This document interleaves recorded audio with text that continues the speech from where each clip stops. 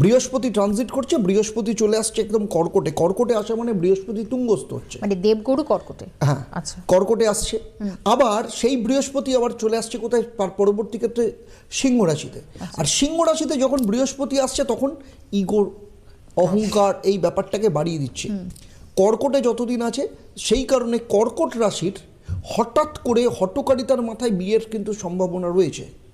আচ্ছা, এবং যেটা মানে এমন অনেকে আছে বাবা মায়েরা প্রচুর দিন ধরে চেষ্টা করছিল কিন্তু কিছুতেই হচ্ছিল না, ম্যাচিওর করছিল না, পাটাস করে লাগলো, বিয়েটা হয়ে গেল। তারপর তারপর? কি হবে? তার Exactly. কারণ হচ্ছে হ্যাঁ। ডিসেম্বর মাসে রাহু চলে আসছে কর্কট মকর রাশিতে, আর কেতু চলে যাচ্ছে কর্কট রাশিতে। কিন্তু দাদা তার মানে যেটা যেটা মনে হচ্ছে যে মানে বিয়ের যোগ তৈরি হলো, মানে এখানে শান্তি নয়, না। মানে বিয়েটা হয়ে যাবার পর আমার জটিলতা হতে পারে। এক্স্যাক্টলি, আমি সেই জন্যই বারবার বলি আচ্ছা। বিয়েটা ইম্পর্টেন্ট নয়, ইম্পর্টেন্ট হচ্ছে বিয়ের পরের দিন থেকে কেমন থাকছেন, সেটা এইটাই খুব আসল ইম্পর্টেন্ট। জীবন। এটাই হচ্ছে আসল সংজ্ঞা কিন্তু একদম তাই। বিয়ের। হ্যাঁ। আজকে একজনকে বিয়ে দিলাম, তার কিছুদিনের মধ্যে তার ম্যারিড লাইফ অত্যন্ত খারাপ, সেই বিয়েটার কি মানে আছে? আরেকটা কথা, আমার দীর্ঘ 28 বছরের এক্সপিরিয়েন্স থেকে আমি একটা কথা বলি। sure.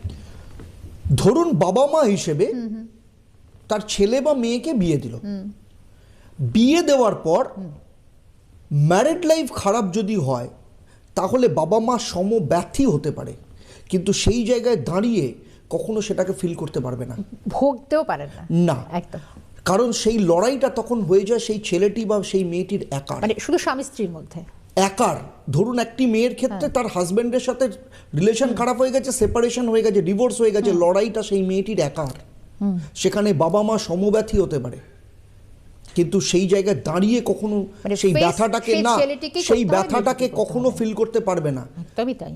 তো ব্যাপারটা সেই জায়গাটা, সেই জন্য প্রত্যেকটা বাবা মায়ের রেসপন্সিবিলিটি এটাই যে বিয়ে দেওয়ার আগে একটা ভাবুন যে সেই লড়াইটা সেই সময়ে যেন সিচুয়েশনটা যেন তৈরি না হয়। বেশ, আসবো আমাদের সঙ্গে